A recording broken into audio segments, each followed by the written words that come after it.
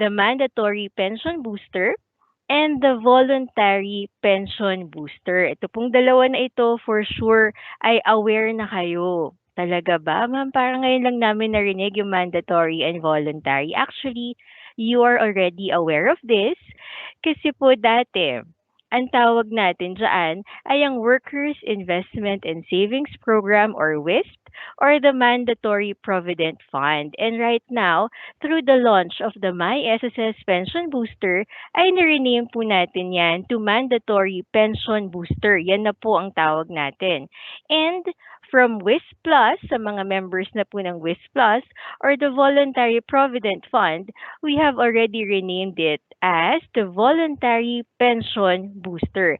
Yan po ang dalawang savings scheme natin ngayon na under ng ating My SSS Pension Booster at iisa-isahin po natin ang pag-discuss dyan starting with the mandatory pension booster natin. So who are covered under this mandatory pension booster? So all those working in the private sector, self-employed individuals, OFWs, and voluntary members with monthly salary credit above 20,000 pesos and with no final claim.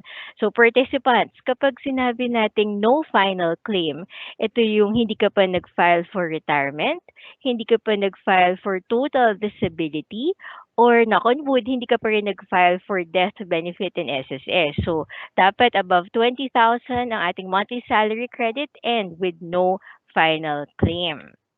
So, paano ba tayo mag-a-apply dito? Actually po, all eligible members are automatically enrolled, which is why sa mga meron ng current contributions under the mandatory pension booster na on board ng eskwela webinar nito, di ba wala kayong maalala na tipong nag-apply ka for this? Wala.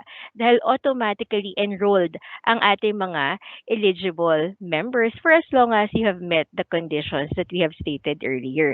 So, magkano ba ang contribution amount dito sa mandatory pension booster? Actually, participants, the contribution amount shall be the prescribed contribution rate in excess of the 20,000 monthly salary credit up to the prescribed maximum amount or maximum MSC. And to give us a clearer picture, kung magkano ba yung dapat na contribution rate. So, nasa screen natin ang ating contribution schedule. So, we have here for the employers and employees, makikita natin yung yellow field cells. So, dyan tayo titignin kasi yan yung above 20,000 MSC. And then with the red column, so makikita natin ang employer-employee sharing for our contribution. So right now, ang nandiyan pa sa ating publicity materials and online platform is WISP and WISP Plus. But ano po yan, no, ini-enhance or nire-revise na. So sooner or later, ang makikita nyo na po dyan ay ang mandatory and voluntary na labels natin. Okay? Meanwhile, for our voluntary members, meron din tayong contribution schedule for that. This one with the yellow field cells. At ito pong may red na column. So, yan po yung WISP na kailangan bayaran respectively vis-a-vis your prescribed monthly salary credit. So, don't worry. I won't bore you na isa-isahin natin yung inyong contribution rate.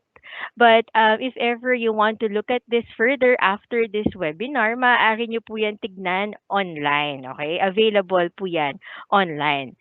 So for sure, the next question is, how do we settle our payment in the mandatory pension booster? Actually, your contributions shall always be paid together with the contributions under the regular SSS program. Sabay po yan. It goes hand in hand. And if ever you would want to check if meron kayong mga current, no, na mga hulog dito, for instance, ma'am, no, I'm on board this webinar and ang sweldo ko is 50,000. So for sure, sabi sa condition, no, above 20,000 monthly salary credit. And I want to check kung natatanggalan ba ako or na sasama ba ang aking contributions for this. So all you have to do is to go to your my.sss account. Puntahan lang po natin yan. So this is a dummy my.sss account. And under the inquiry tab, kailangan lang po natin na i-click ang contributions, then specifically choose WISP. Right now is it's WISP, but later on magiging mandatory pension booster na po, ongoing ang ating development in the online platform. Okay, so mahalaga po yan. We always remind our participants to be vigilant by monitoring your contributions. Okay?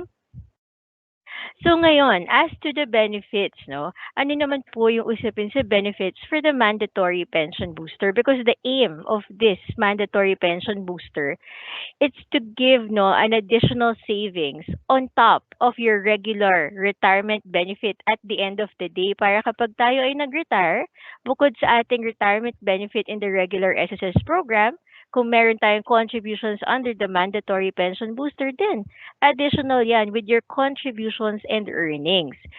So the basis of the benefit under this program is the total accumulated account value, or the TAAV, composed of your contributions plus earnings, kasi investment program ito. And the benefit will always be paid together with the SSS regular benefit. Ano yun, ma'am? For instance, so ito yung example natin. Kapag tayo ay nag-file for retirement at the end of the day or total disability, so it will be given no, under the regular SSS program, it will be given either as a lump sum or as a monthly pension depending on your posted monthly contributions. So sabihin natin sa retirement, monthly pension tayo qualified. Si member, no, meron siyang at least 120 monthly contributions at the end of the day under the regular SSS program.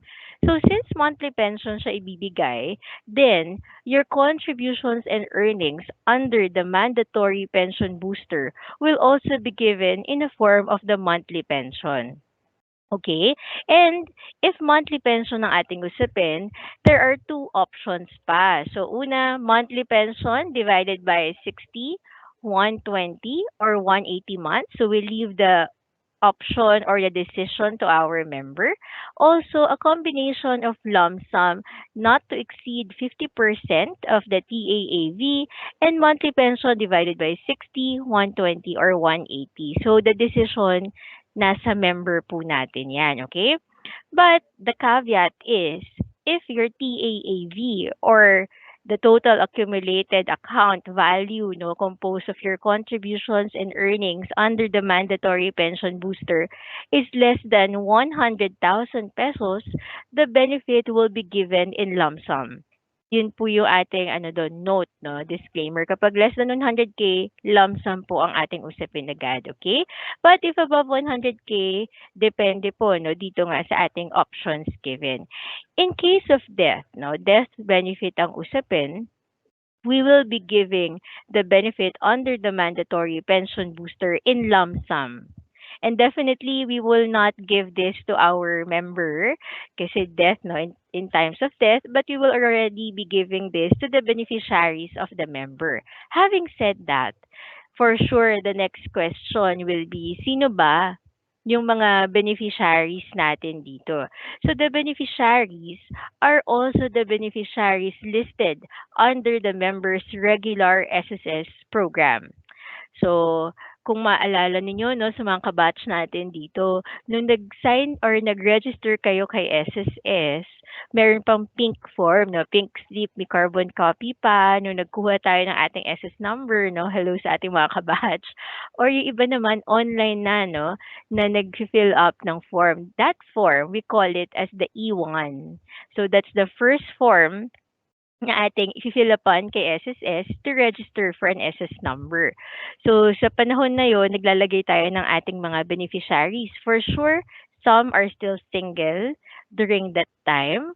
So, kung kayo ay nag-asawa na at nagkaroon ng mga anak, it is best that you update your record in SSS through the E4 or the member data change request form, no? If you fill up nyo yan and then submit that together with supporting documents, at ang kinagandahan dyan is we have the file anywhere policy, so you can submit that form in any branch, okay? So ang importante doon kasi you update your beneficiaries, kasi kung sino po yung beneficiaries doon, yun din ang magiging beneficiaries for this mandatory pension booster. Okay? So next question will be, can we withdraw the contributions and earnings under the mandatory pension booster? Actually, This is one of the frequently asked questions, no? So for this mandatory pension booster, the answer is no. Withdrawal of contributions is not allowed because we are really helping, no? We want to help our members, no? Tutulungan po natin ating mga miyembro to really save up for retirement. Kaya ano yan, hindi allowed ang ating withdrawal of contributions. Okay? So that's for the mandatory pension booster. Now we proceed to the second scheme under the My SSS pension booster, which we call the voluntary pension booster. Naman, voluntary naman ang usapin. So who are covered? This is open to all SSS registrants and SSS members, employed, self-employed, voluntary, and OFW members, regardless of MSC level and with no final claim. Meaning to say, wala tayong sinasabi dito na above 20,000. Wala. Anybody, any member, regardless of the MSC level, for as long as you want to apply for this, at wala pa kayong final claim, no? You haven't filed for retirement, total disability, or death, so you may apply for this voluntary pension booster. Okay? So paano naman mag-a-apply dito? Compared po sa mandatory, yung mandatory kasi automatic.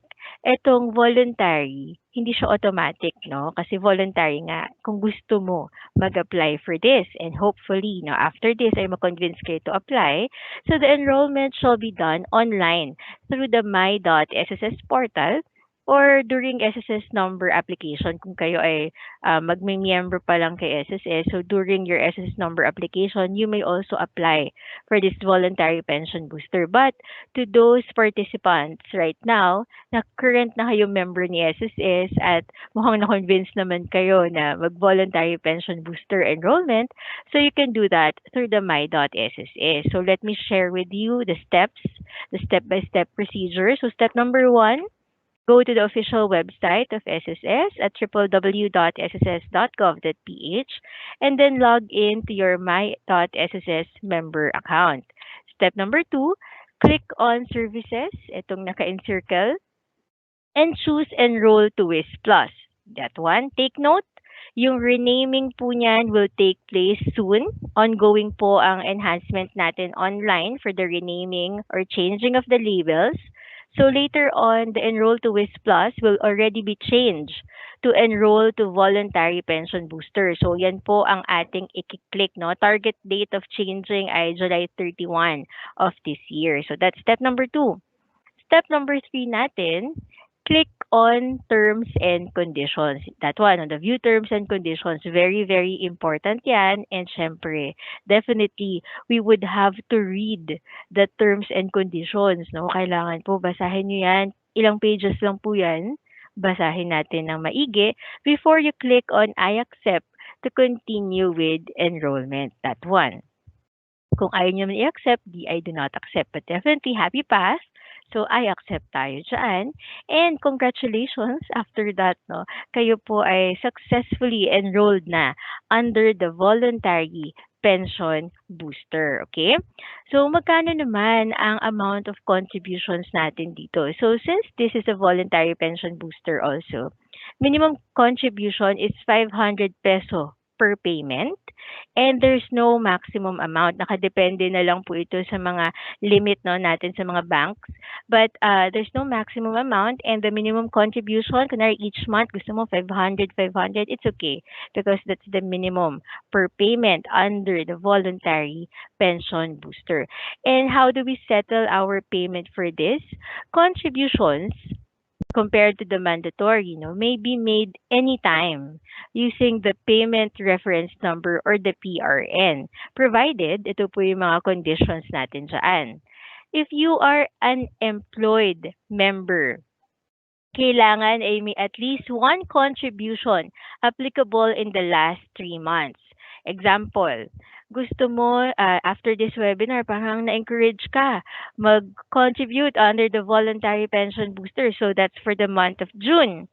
Meaning to say, dapat ay meron kang at least one contribution from March to May 2024 kasi last 3 months yun, no? March, April, May. So, dapat ay may at least one contribution ka dun for you to be able to make your contribution for the month of June 2024 for the voluntary pension booster if you are an employed member. Okay? Kapag kayo naman ay sa mga participants natin on board na self-employed, voluntary, and OFW, kung nais nyo naman maghulog for this month of June, dapat ay meron kayong contribution under the regular SSS program also in the applicable month. So, dapat ngayong June ay may hulog ka no, sa regular SSS program para makapaghulog ka ng contribution under the voluntary pension booster. Paano yun, ma'am?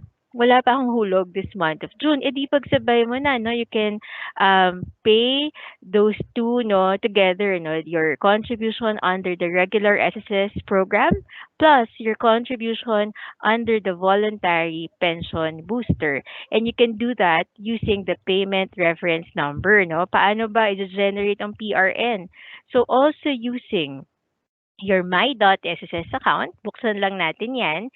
And then specifically under the payment reference number, piliin lang natin ang contributions, then generate PRN. So you have to click on that one at isupply ang lahat ng mga information that will be asked from you. No? Isa-isahin natin dito. You are to indicate your membership type. You are to select that from the drop-down menu. So, for instance, ang pipiliin natin ni member na voluntary siya, and then you indicate your applicable period para kailang buwan ba ito. So, let's say, si voluntary member ay for June 2024 ang kanyang contribution for the voluntary pension booster. Then, you are to check, no, kung meron ka ng existing or current contribution under the regular SSS program, so ang ititik na lang natin ay yung WIS Plus or the Voluntary Pension Booster Contribution. Otherwise, wag nyo itik yan, okay? Then, ilagay natin ang ating amount na babayaran, and when you're okay with all the details, just click on Submit Request, okay? To proceed with the generation of PRN.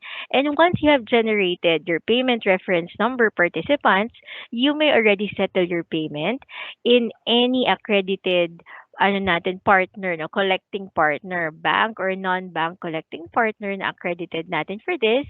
So, pwede nyo po i-settle ang ating mga contributions for the voluntary pension booster. Okay? So, as to the benefits, same with the mandatory pension booster, no, ang basis nito ay ang TAAV or the total accumulated account value consisting of your contributions plus earnings, and this shall be paid in lump sum at the same time as the initial final benefit claim. No, lump sum ang usapin patungkol sa voluntary pension booster. So, kung ikaw ay member natin na eligible ka for the mandatory pension booster above 20,000 ang yung monthly salary credit, no final claim. Tapos meron ka pang voluntary pension booster na may savings pa ako, ma'am, gusto kong i-invest dito sa voluntary pension booster. Ang ganda kasi at the end of the day, participants, besides your regular retirement benefit, no, under the SSS program, meron ka pang dito, no, contributions and earnings from your mandatory pension booster plus the voluntary pension booster. So talaga namang nakasave up ka for your retirement. As to the question, no, kung sino ang beneficiaries, parehas po yan, no, sa mandatory na kung sino yung beneficiaries natin under the regular program, sila rin po ang magiging rightful beneficiaries natin dito sa voluntary pension booster. Kaya mahalaga talaga that you secure and update your list of beneficiaries. With regard to the question, if we can withdraw the contributions and earnings under the voluntary pension booster, ang sagot po dito ay yes. So yes, you may withdraw your contributions and earnings under the voluntary pension booster provided after the 50th year po ang usapin natin to maximize the income benefit na 100% po yan. Meanwhile, for second year, up to the fourth year, so less than 5 years ka pang nagko-contribute dito sa voluntary pension booster, pwede rin naman mag-withdraw. Kaso, meron po yung reduced income per percentage. Later, I'll show the table. At pag 1-year member ka pa naman ni voluntary pension booster, no withdrawal is allowed except for extreme hardship. ano po ba yung extreme hardship na sinasabi natin diyan, 'no? So, for instance, so critical illness, may cancer, organ failure, heart-related illness, stroke, or neuromuscular-related illness, yan po yung considered natin as critical illness, or involuntary separation from employment, repatriation of OFW member from host country, and any analogous conditions as may be determined by SSS. So yan yung mga extreme hardship na pinapayagan natin kapag magwi-withdraw within 1 year. But no, kung gusto mong maximize yung buong income benefit, after 5 years ka na lang po mag-withdraw dito sa voluntary pension booster. At ito naman, yung kapag second up to the fourth year, no, kung makikita ninyo, kapag less than 2 years, 60% of the earnings ang inyong maaaring i-withdraw. Kapag less than 3 years naman, 70%. Kapag 3 to less than 4, no, 80%. Kapag less than 5 years naman, 90%. Kapag 5 years or more, yan na yung maximize mo na 100%. But participants, reminder, ano ba yung aim natin dito sa ating voluntary pension booster? Yes, no, you may really withdraw kung talagang kailangan, no, may emergency case like what we have just discussed. Pero kung hindi niyo naman po kailangan i-withdraw siya, walang need to do it, might as well not withdraw that. Kasi ang aim natin is to save up for our retirement. At ang kinagandahan dito, participants, is habang nasa account yan, no, hindi nyo wini-withdraw from us, nandyan siya, it keeps on earning. Earn yan ng earn, and at the end of the day, kapag ikaw ay nag-file for retirement, magugulat ka na lang, yun na yung na-save up mo for your retirement. So kung walang need to withdraw, do not withdraw, no? Just make iwan or leave it there, no? Para it keeps on earning at the end of the day. So that's for the voluntary pension booster naman natin. So to provide, no, as a summary for everybody, no, as a closing also, ano ba yung difference natin for the mandatory and voluntary, which are the two schemes under the My SSS Pension Booster Program? For the mandatory, once again, ito ay open to all private sector employees, self-employed, OFWs, and voluntary members na mayroong monthly salary credit above 20,000 pesos at wala pang final claim. Kapag voluntary naman, regardless of monthly salary credit level at walang final claim ang ating coverage dito. Enrollment in the mandatory, it's automatic. Meanwhile, for voluntary, it shall be done through the my.sss portal na inisa-isa natin yung steps kanina. As to the contribution amount for the mandatory, it's dependent on your monthly salary credit, no, or the range, no, kagaya sa contribution schedule, meron siyang kaakibat na amount of contribution, at kapag kayo ay employed, there's an employee sharing. Kapag voluntary naman, since hindi ka employed, no, so you get to shoulder the entire amount for the mandatory pension booster. For voluntary, the minimum contribution is 500 peso per payment and with no maximum amount. For the contribution payment naman, so binibigay natin yung benefit, no, the contribution rather for the mandatory, it goes hand in hand with your contribution under the regular SSS program. So this shall be paid together. Meanwhile, for the voluntary, it may be made anytime using the payment reference number. And the benefits, no, this is really on top of the benefits provided under the regular SSS program. For the benefit payment, sa mandatory, this shall be paid together with the SSS regular benefit. So kung ang retirement or total disability ay given in a form of a lump sum, then the mandatory pension booster, what you call this, in yung benefits will follow suit, no? It will also be given in a form of lump sum. Kapag monthly pension naman, then monthly pension din ang ating usapin. Kay voluntary, lump sum payment ang ating kaagad na ibinibigay for the benefit payment. Then for the beneficiaries, same beneficiaries listed under the members' regular SSS program. In terms of withdrawal, for the mandatory, it's not allowed because we're really helping you save up for the retirement. For the voluntary, ito yung pwedeng mag-withdraw after 5 years para ma-maximize mo yung iyong income, no, and investment. Kapag second up to fourth year naman, in reduced income as shown in the table a while ago, may percentage ng ating earnings.